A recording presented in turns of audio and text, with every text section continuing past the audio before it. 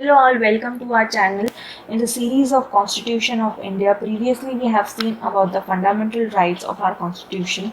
Today we are going to see two main major topics, that is fundamental duties and emergency provisions. So let's get started. So the first one is fundamental duties. With, as it always says, that with right comes duties. As we have fundamental rights in our constitutions, we also have fundamental duties. According to Article 51A, it shall be the duty of every citizen of India to, first one is to abide by the constitution and respect its ideals and institutions, the national flag and the national anthem. That's why we always stand during our national anthem. Second one is to cherish and follow the noble ideals that is inspired the national struggle for freedom. Third one is to uphold and protect the sovereignty, integrity and unity of India.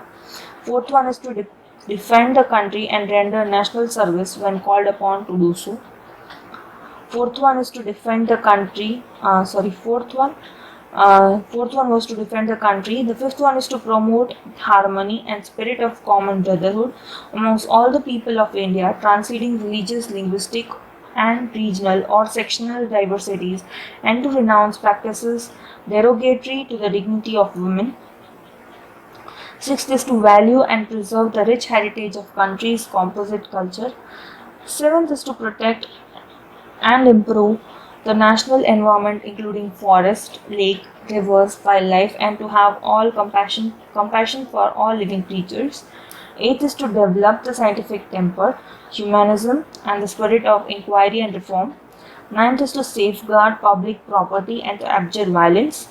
10th is to strive towards excellence in all spheres of individual and collective activity so that the nation constantly rises to higher levels of endeavor and achievement. 11th is to provide opportunity for education to his child or ward between the age of 6 and 14 years. This duty has been added by 86th Constitutional Amendment Act of 2002. Next we are going to see is emergency provision.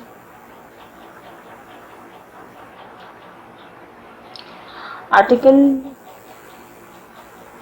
352, announcement of national emergency. Article 356, provisions for the occasion of failure of constitutional system of states. And Article 360, provisions regarding the financial crisis. Emergency provisions are provided under Article 352 to 360 of Part 7 of the Indian Constitution.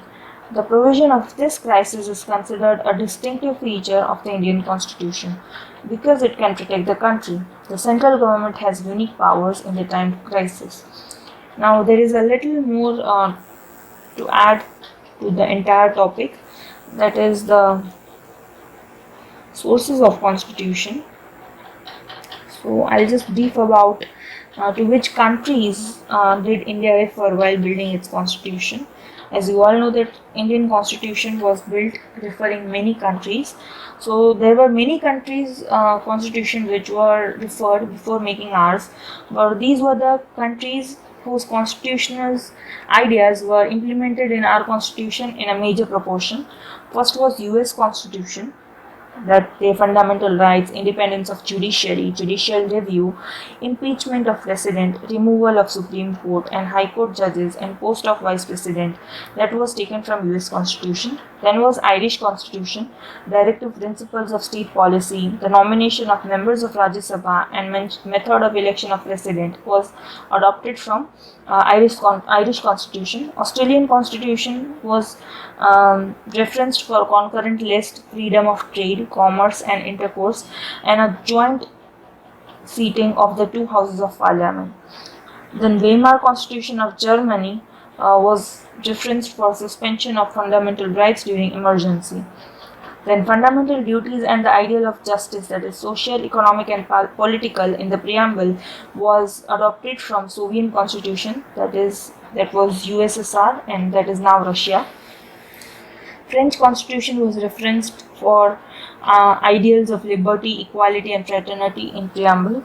South African constitution was reference for procedure for amendment of constitution and election of members of Rajya Sabha.